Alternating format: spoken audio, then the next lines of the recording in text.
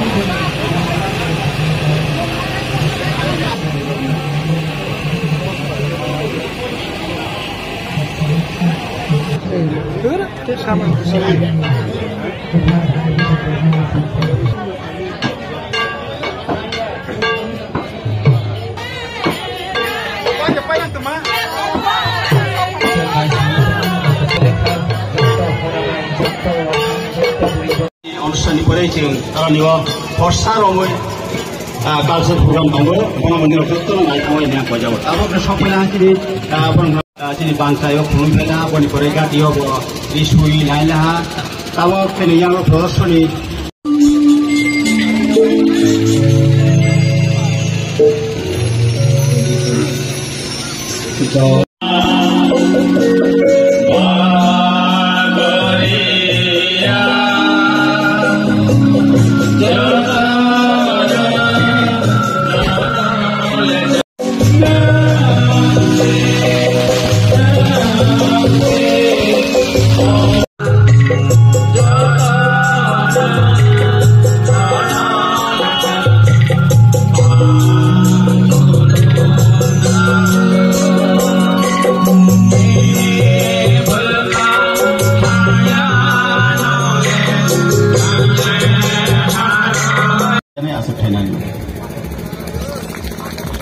Boleh lagu-lagu nak kau pinai, tidak sok pajak orang apa konstitusi ni, orang MLA, orang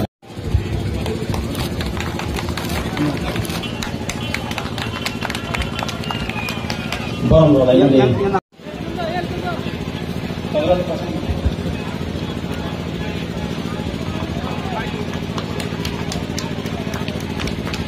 Ini Jamatia.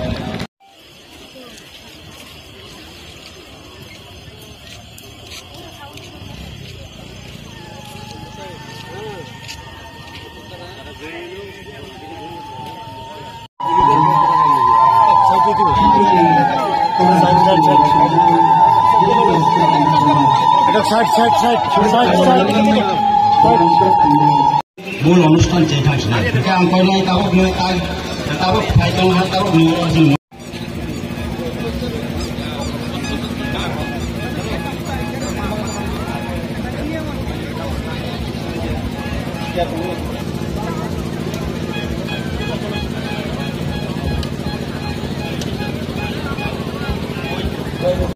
অষ্টআশি লক্ষ টাকাকে খেলবি না তাই রবাইলা এই মোটামুটি 260টা সাবমার্সিবল তম্ব যেখানে ডিপিএল কায়ানিস সামগ্রী গ্রহণ এবং ওমায় কাউমার হয় তম্ব অথচ যোগদা খা করণীয় তোমাকে সালা ওয়াইনি বাই চালনায় হাতে নেই অবশ্যই তিনি মাসন্ন সেবাহী সংগঠন সহিত যাব কিন্তু যোগদা খা আনি ফটোর আগর বিশ্বকে তালিহি খাচ্ছি মানে মানে চিরি রোজাকে কোনো জায়গায় আইন হাইয়া ফ্লাইটা কোনো আগ পাবো পাবলিক স্থানীয় সিনানি পুজো কোনো জায়গায় আইন হাইয়া ফ্লাইবা কোনো জায়গা বাচ্চাই আনিবা আনি ফটো রকম তাকে চিরি রোয়ানি পায় আমাকে সব পায় আর হাইয়া ফ্লাইমে তাহা ফ্লাইমে কোনো হাইয়া ওয়াসল গিয়া নতুন দীর্ঘ বছর যেভাবে এই প্রতিযোগিতা সাইকেল না যে ভাইকে ফ্লাই না স্কুল থেকে পাঁচে ওই না আরে 2100 না জন অতিবৃদ্ধি বাস মিসাইল হোক স্কুল ফলে হই না আনি সেই 1000 গুণ বাইরে কাম না পাই শুধু কেন জায়গা এক বিন্দু জমিন কেউ দিতে রাজি ছিল না কিন্তু আমি যেখানে 1 একর জমি দেওয়ার কথা ছিল 3.31 একর আমার দুধ জমি দিয়ে ওইখানে বসিয়ে দিয়েছি কিন্তু কোথায় আমাকে যে জাতির বিরুদ্ধে জনজাতির বিরুদ্ধে এরকম কোথায় দেখেছি যে আমার কতগুলোকে ছিঁড়ে ফেলতে হবে আর তো বলো না যত না কিছু খনব বিশ্বকে তাল নেই না ইংরেজি বিশ্বকে তাল নেই না বুলশুনি হলেই না ওরা বড় ঠিক আগে খাই খাইতাম কাজে মনে হচ্ছে মাংস নাই তিনি রায় খরায় হেঁটে হিংসানি রাজনীতি মানে আমার থেকে উত্তরের মান নেই ওর নুকা হইতাম যারা আগে মাফিয়া কামাই করে রোজগার বড় উত্তর করে বড় নি কম জায়গা কিন্তু বড় কাহা জয় কাহা জায়গা হইতাম আর বিশেষ করে অনুগ্রাখা 79 জন 2 টেস্ট মানে 24 জন মতো এই সাইডে ভাইরাস মাজা খা আর 24 এমনকি 20 বছরের কম বালিকা পর্যন্ত এই সাইডে ধরা পড়েছে এটা মারাত্মক মহামারী হচ্ছে মনে হচ্ছেন তাবুক কাম্ব মোকাবিলা মাত্রায় খানি ভাবেছেন যত জনের বুঝাবতই সাজে অমায় তো মনে না থাকে যতন জানি যে আমার মাছের নাই বিয়াম সংখ্যা কোনো মাছই নাই কাজে আর তিনি বারা কম সালিয়া যেহেতু সব উৎসুক থানা তবু সাতাইশ দম নেই বা তবুজির মানের মুখ্যমন্ত্রী নাম গ্রহণ করে যে আমাদের আপনারা এখানে আসার জন্য নিমন্ত্রণ করেছেন। গতকালও আমি সমাজের একটা প্রোগ্রাম ছিল চুনামরাতে, সেখানে আমি গিয়েছি। আজকেও আমি 6টার সময় 7টার সময় আমাদের চাকমা সম্প্রদায় তাদের একটা অনুষ্ঠান ছিল আস্তাবল ময়দানে, চিরাগোবিন্দ ময়দানে, সেটা সেরে আপনাদের এখানে এসেছি। এবং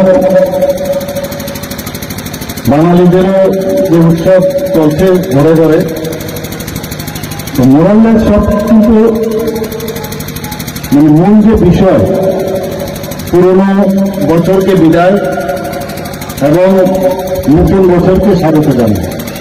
খালি নামের এই দিক সেদিক, কিন্তু আমরা মূল যে আমাদের সংস্কৃতি, আমাদের যে ঐতিহ্য, সেটা আমি দেখলাম গত 3 দিনে 3 জায়গায় যাওয়ার পর দেখলাম যে আমরা সবাই কিন্তু এক,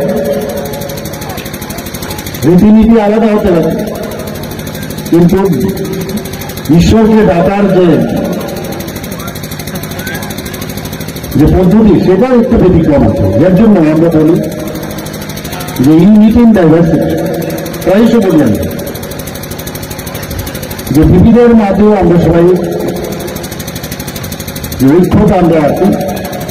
আবার উল্টো দিকেও এখন আমার যে ধারণা সেটা হচ্ছে যে ডাইভার্সিটির মধ্যে ইউনিটি আছে।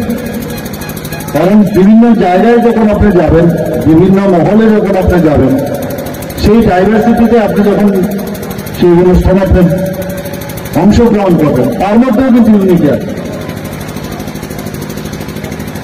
এবং আমাদের এই গড়িয়া পূজা উপলক্ষে আপনারা জানেন আমাদের সরকার জনজাতিদের উন্নয়ন এবং তাদের সম্মান প্রদর্শন করার জন্য সবসময় সচেতন। এই গড়িয়া পূজার আগে একদিনের ছুটি ছিল, আমরা সেটা 2 দিনের ছুটি করেছি, যাতে আরো বেশিভাবে পালন করতে হবে। আমরা জাতি জনজাতি নিয়ে যে একটা ঐক্যের ফাটল বহুদিন ধরে এখানে প্রচেষ্টা হয়েছে। খানিকটা আমি বুঝেছি, এখানে বিভিন্ন জনেরা, বিশেষ করে রামপদরা এখানে দেখেছেন যে আপনাদের ইতিহাস আছে, শুধু এই উগ্রপন্থীদের বিরুদ্ধে নয়, এর আগেও যে ইতিহাস আমি এটা পড়ছিলাম সমস্ত কাহিনী, আপনাদের মধ্যে প্রতিরোধ করার যে এই জমাতিয়া হুদার যে আপনারা যারা আছেন তার একটা ইতিহাস আছে, সেই ইতিহাসকে আপনারা সামনে রেখে এখানে বিভিন্ন জায়গায় উগ্রপন্থীদের যেভাবে আপনারা প্রতিরোধ করেছেন, সেটা কিন্তু ওই যে পুরনো যে ইতিহাস তার কারণেই তো সম্ভব হয়। আপনাদের মধ্যে সেই ক্ষমতা আছে, কিন্তু সবচেয়ে বড় যে বিষয় সেটা হচ্ছে আমরা সমাজকে আমাদের পরিবর্তন করতে হবে। এবং আমি অনেকদিন ধরে রামপদদার এখান থেকে আমি সবসময় শুনতাম যে জমাতিয়া হুদা, এবং আজকে এই যে বাবা গড়িয়া পূজা উপলক্ষে আমি সত্যিকারের অর্থেই আমি এসে এখানে খুব আনন্দিত এবং খুশি হয়েছি যে আপনাদের ঐক্যতা নিয়ে দেখলাম। এতক্ষণ হয়ে গেল, প্রায় 11:30 বাজে। আমি বক্তৃতা খুব সেটা দিই না, খুব শর্ট। যেখানে যারা যারা বক্তব্য রেখেছেন, যে দৃঢ়তার সাথে আপনাদেরকে যে কথাগুলো বলেছে সেটা আমি লক্ষ্য করছিলাম, এবং সেটা আসে কখন ভিতর থেকে, সেই যখন কিছু করার একটা তাগিদ, যে রাষ্ট্রবাদী যে চিন্তা, সেটাও কিন্তু আমি খেয়াল করছিলাম। শুধু জমাতিয়া হুদা সমাজের জন্য না, অন্যান্য যারা সমাজ আছে তাদের জন্য আপনারা ভাবেন, জাতিদের জন্য আপনারা ভাবেন। এবং তবেই আমরা সবসময় যে কথাটা আমরা বলছি, প্রধানমন্ত্রীজি বারবার বলছেন যে এক ভারত শ্রেষ্ঠ ভারত, আর আমরা বলছি এক ত্রিপুরা শ্রেষ্ঠ ত্রিপুরা। এখানে এই কথাটা উঠেছে যে বিভিন্ন জায়গায়, বিশেষ করে জনজাতি এলাকায় যারা যুবক সম্প্রদায়ের আছে, আমি বারবার বলবো যে আমরা নেশামুক্ত ত্রিপুরা, এই কথাটা উঠেছে এখানে, এটা আমাদের করতেই হবে ভাই, এনেনি। কারণ একটা চক্র আছে এখানে, সেই চক্রের কারণে আমাদের জেনারেশন টু জেনারেশন আমাদের ধ্বংস করার ওরা প্রোগ্রাম বানিয়েছে। আমাদের এখান থেকে গাঁজা উৎপাদনের, আমরা সবাই জানেন কি হারে গাঁজা এখানে উৎপাদন হবে। 2018-তে যখন আমাদের সরকার এখানে আসলো, তারপরে আমরা বুঝতে পারলাম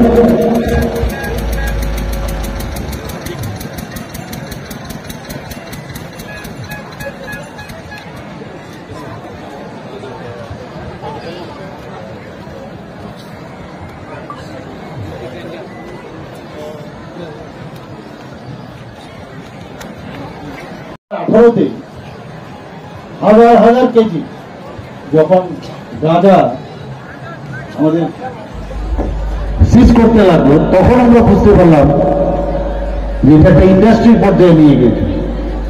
এবং এখান থেকে কোথায় যেত এগুলো? অবৈধভাবে। ওটা কিন্তু গভর্নমেন্টের কোনো লাভ হতো না, কোনো ট্যাক্সও পেত না। সেগুলো আসাম হয়ে উত্তরপ্রদেশ, বিহার, বিভিন্ন জায়গায় যেত। কিন্তু আমাদের এখানে সবচেয়ে ডেঞ্জারাস যে ড্রাগস, সেগুলো কোথার থেকে আসে? মাইনামার থেকে। মিজোরাম, আসামের বর্ডার হয়ে ত্রিপুরাকে করিডোর করে বাংলাদেশ যায়। কিন্তু দুঃখের বিষয়, সেইগুলো আমাদের যারা ইয়াং জেনারেশন, তাতে কিন্তু ভিকটিম হয়ে পড়েছে। আমরা জিরো টলারেন্স নীতি আমরা নিয়েছি। আমি এনএসি মিটিংয়ে আমি যখন গুয়াহাটিতে গেছি, সেখানে আমাদের মাননীয় হোম মিনিস্টার বারবার বলছেন কি আমাদের এখান থেকে এই ধরনের নেশা সামগ্রী বাইরে আমরা যেতে দেব না, এবং ভিতরে আসতে দেব না। কিন্তু সোশ্যাল মিডিয়ায় ভোট, কারণ এত বছর ধরে আমরা দেখেছি যে এইগুলোর দিকে যেভাবে নজর দেওয়া উচিত ছিল সেটা কোনো অবস্থায় করেনি, বরং আরো এনকারেজ করেছে।